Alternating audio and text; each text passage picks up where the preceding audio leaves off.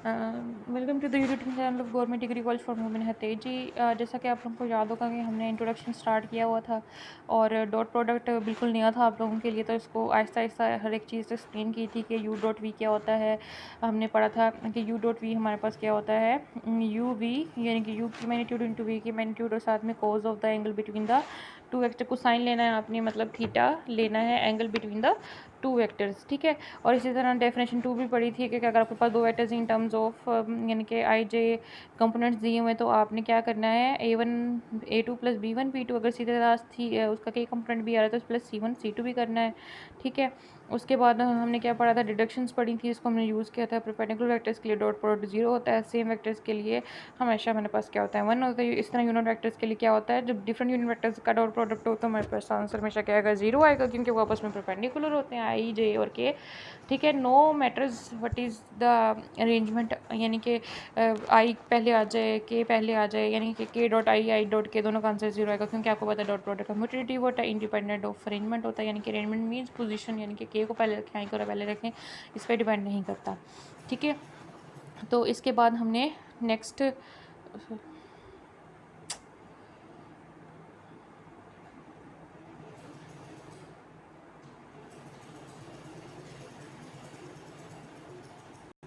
हमने पढ़ना था यहाँ पे एग्जाम्पल 2 और हमने 3 देख ली थी। Angle between two vectors, the angle between two vectors U and V is determined from the definition of dot product that is, ठीक है। आपने यहाँ से अब एंगल पढ़ना सीखना है, ठीक है। यू डॉट वी, इसका आंसर आपके पास यानी कि एंगल बिटवीन टू वेक्टर्स, आपको पता था ये डू डॉट वी हमने इसकी टर्म्स में एक्सप्लेन करना था, क्योंकि हमने कोस थीटा हमारे पास यानी कि एंगल जो है वो इस तरह डिफाइंड है, तो उसके लिए हमें पहले बताना पड़ेगा कि यू डॉट वी है क्या। इसलिए हमने बोला था कि concept of the angle between the two vectors is expressed in the, यानी कि हम पहले उसको स्केलर प्रोडक्ट की फॉर्म में हम इसे एक्सप्रेस कर सकते हैं, तो इसलिए हमने पहले स्केलर प्रोडक्ट के बारे में पढ़ा था, ठीक है। U dot V cos theta is equal to क्या आ जाएगा, जब उस डेफिनेशन में cos थीटा की वैल्यू निकालेंगे तो U dot V divide by U की मैग्नीट्यूड इंटू वी की मैग्नीट्यूड, ठीक है। तो आपके पास अगर यानी कि अभी उन्होंने एक्सप्लेन किया हुआ है कि अगर आपके पास यू ये दिया हो और वी ये दिया हो तो आपके पास यू डॉट वी का आंसर कहेगा ये, ठीक है। आपको यू डॉट वी निकालने का तरीका पता है कि A1 A2 plus B1 B2 plus C1 C2 इस तरह करते हैं, और यू की मैग्नीट्यूड आपको पता है कैसे निकालेंगे, A1 का स्केयर प्लस B1 का स्केयर प्लस C1 का स्केयर और अंडर रूट, इसी तरह वी की निकालेंगे, तो इसका आंसर आपके पास क्या निकल आएगा, कॉस थीटा आपके पास क्या निकल आएगा। यहाँ पे देखें आपने यू ऊपर यू डॉट वी लिखा, आपके पास ये देखें स्टार्ट में जो क्वेश्चन दी हुई है U dot V divide by U की मैग्नीट्यूड इंटू वी की मैग्नीट्यूड, दोनों को क्या किया हुआ है मल्टीप्लाई किया हुआ है, ठीक है। इसके बाद एक रोलीज है, क्या है, थीटा इज इक्वल टू, अगर थीटा 0 या पाई की इक्वल हो जाए आपको पता है कॉस 0 और कॉस 180, ये कॉस 0 का आंसर हमेशा हमारे पास क्या होता है 1 होता है, और कॉस पाई का आंसर आपके पास -1 होता है, तो रूट वेक्टर्स आर कोलिनियर, ठीक है। अच्छा वो वैसे ही उन्होंने बताया हुआ कि अगर थीटा और हमारे पास पाई हो जाए, यानी कि हमारे पास दोनों वेक्टर्स क्या हो जाते हैं, यानी कि वो 1 और -1 आ जाता है, तो टू वेक्टर्स हमारे पास क्या हो जाते हैं कोलिनियर। कोलिनियर के लिए क्या है, थीटा एंगल 0 या 180 हो, ठीक है। अगर थीटा पाई/2 है और इसी तरह कॉस आपको पता है कि थीटा का आंसर 0 आ जाएगा, क्योंकि कॉस 90 0 होता है, तो यू डॉट वी का आंसर क्या आ जाएगा 0 आ जाएगा। तो vector U and V are perpendicular और ऑर्थोगोनल, ठीक है। अगर आपके पास थीटा 0 और पाई हो तो वो क्या होंगी कोलिनियर, अगर वो पाई/2 होगा तो वो vectors are said to be perpendicular, यानी कि दो वेक्टर के दरमियान एंगल अगर 0 या पाई हो तो उनको कहेंगे कोलिनियर वेक्टर्स, अगर थीटा पाई/2 की हो तो वो क्या कहलाएंगे परपेंडिकुलर वेक्टर्स। कोलिनियर क्यों कहा है, कोलिनियर मीन्स होता है एक ही लाइन में लाई करना। अगर एंगल हमारे पास 0 होगा, ठीक है, और -1 होगा, अगर 0 होगा तो इसका मतलब है दोनों एक ही डायरेक्शन में, अगर -1 होगा यानी कि सॉरी 180 है तो इसका मतलब एंटी पैरेलल एक किस डायरेक्शन में है, फॉर एग्जांपल एक ये नॉर्थ में है और एक साउथ में है, ठीक है, तो इसका मतलब है दोनों अपोजिट डायरेक्शन में, लेकिन लाइन तो एक ही होगी ना, एक्स के लॉन्ग या वाई के लॉन्ग एक ही लाइन बनेगी, बेशक एंटी एक नेगेटिव है एक्सिस के लॉन्ग है, एक वाई एक्सिस के लॉन्ग है, ठीक है। तो दोनों सूत्र में क्या होगा, लाइन उन दोनों की एक ही होगी। The vectors U and V are perpendicular और ऑर्थोगोनल जब हमारे पास क्या है 90 आ जाए, ठीक है। उसके बाद आपके पास example number 4, find the angle between the vectors u is equal to 2i minus J plus K और v दिया हुआ है, ठीक है। तो हम ये क्वेश्चंस भी करेंगे, उसके लिए वही तरीका है, पहले यू डॉट वी निकालेंगे और फिर यू की मैग्नीट्यूड वी की मैग्नीट्यूड बहुत सिंपल है। यू डॉट वी निकालेंगे, यू लिखा डॉट वी लिखा A1 A2 कर दिया plus B1 B2 plus C1 C2 कर दिया उसी तरह बिल्कुल। और A1 क्या है 2 है, इस तरह A2 क्या है आपके पास -1, और A2 इंटू -1 आ गया। ठीक है, जैसे मैंने आपको पहले बताया था। तो ये इस तरह B1 B2 और C1 T2। इसमें U की मैग्नीट्यूड निकालनी है। U की मैग्नीट्यूड के लिए 2i - j + k होगा। 2 का स्क्वायर प्लस -1 का स्क्वायर प्लस 1 का स्क्वायर √6 आ गया।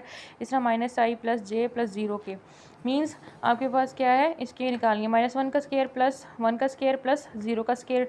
ये आपने सबकी मैग्नीट्यूड निकाली और इसको यहाँ पे किया तो आपके पास अब -√3/2 की आपको कैलकुलेटर से भी निकाल सकते हैं। वैसे भी हमने टेबल पढ़ा हुआ है, आप लोगों को याद होगा फर्स्ट ईयर में हमने सारा ब्रीफली एक्सप्लेन किया। तो थीटा इज इक्वल टू क्या निकल आया, 5π/6 निकल आया।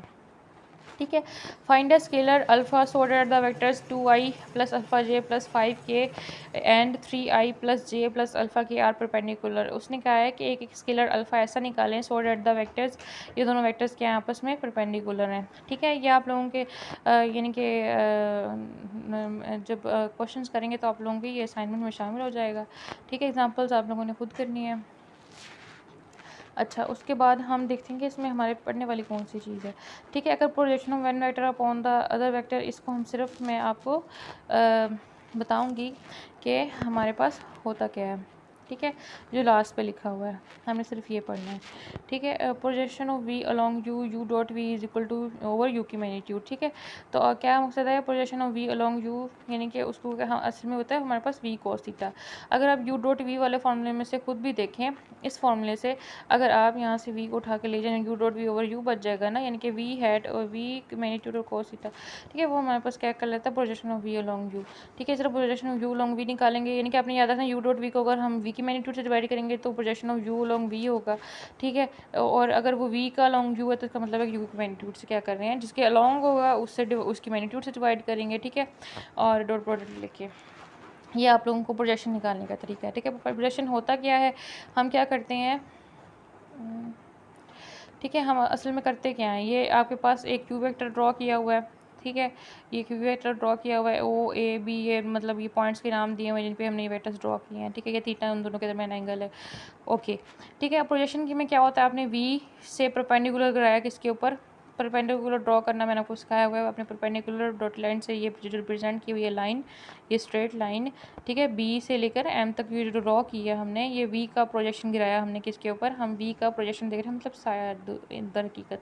अगर आप किसी खंभे को भी देखें उसमें भी हमारे पास साया नज़र आता है ना, उसी तरह कोई चीज़ अगर इस तरह पड़ी है तो उसका साया हमारे पास क्या होगा, इस तरह। जैसे आपके पास बिल्कुल जैसे आपके पास एक सीढ़ी होती है, ठीक है, उसी डायरेक्शन में उसका साया हमारे पास क्या होता है परपेंडिकुलर, इस तरह हमें दीवार पर नज़र आता है। ठीक है, तो ये प्रोजेक्शन ऑफ वी ऑन किस पे आ रहा है, यू के ऊपर प्रोजेक्शन आ रहा है। ठीक है, तो ये जो हमारे पास है ये यही हमने निकाला है कि ये क्या होता है। इस तरह हम यू का भी गिरा सकते हैं, यू के लिए परपेंडिकुलर किस पे गिराएंगे, हम वी के ऊपर गिराएंगे। आपने यू पे रख के परपेंडिकुलर वेक्टर ड्रॉ करना है जो वी पे जाके यानी कि कोइंसाइड करता हो। ठीक है, अच्छा जी, उसके बाद अब हमारे पास क्या आ रहा है, एग्जाम्पल नंबर 7 है। इसी तरह जब हम क्वेश्चंस करेंगे तो हम ये सारा कुछ सीखेंगे तो आप लोगों को साथ साथ समझ आ जाएगी।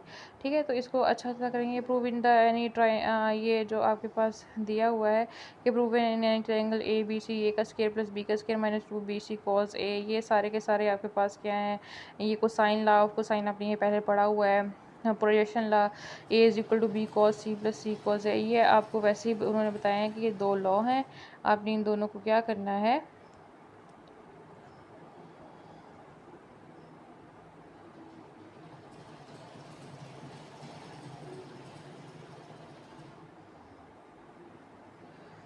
ठीक है, आपने इन दोनों को लॉज को क्या करना है, इन दोनों को प्रूव करना है। ठीक है, तो ये आप जो एंगल्स आपको दिए होंगे, ठीक है, ये वैसे आपको बताया हुआ है। ये लॉज आपने सिर्फ क्या करना है, याद रखने के लॉ ऑफ प्रोजेक्शन में से कौन सा था, कोसाइन लॉ कौन सा था, आप लोगों को आना चाहिए। ठीक है, इस तरह prove that cos alpha minus beta, ये सारे आपने पहले पढ़े हुए हैं, सिर्फ आपने यहाँ पे अब क्या करने हैं, प्रूव करने हैं। ठीक है, तो ये आप लोगों की असाइनमेंट है। और जैसे जैसे हम क्वेश्चंस करेंगे जो इस एक्सरसाइज के अंदर हैं, ये देखिए ना यहाँ पे आपके पास डिफरेंट दिए हुए हैं। ठीक है, यहाँ पे प्रूव डेट एनी ट्रायंगल, ये वाला ये आपके पास दोनों क्या है, ये प्रोजेक्शन दिए हुए हैं। ठीक है, ये दोनों क्या दिए हुए, लॉ ऑफ साइंस दिए हुए हैं। तो आप जब मैं आपको यहाँ से करवाऊँगी तो आपके पास वो खुद ब खुद आपकी असाइनमेंट का हिस्सा बन जाएगा। एग्जाम्पल में आपको असाइनमेंट देने का मकसद क्या है कि क्वेश्चन तो आपके पास अनसॉल्व है, ठीक है, वो मैं आपको करवा दूँगी। एग्जाम्पल आपके पास सॉल्व है सामने तो आप उसको टैली कर सकते सकते हैं, ठीक है। इसलिए मैं आप लोगों को एग्जाम्पल असाइनमेंट में देती हूँ और जो साथ में मिलते जुलते क्वेश्चन है वो असाइनमेंट में देती हूँ, ठीक है। तो नेक्स्ट लेक्चर में हम इंशाल्लाह नेक्स्ट आके 7.3 स्टार्ट करेंगे। तब तक के लिए खुदा हाफिज़, अपना ख्याल रखिए, अपने घर वालों का ख्याल रखिए, स्टे होम, स्टे सेफ।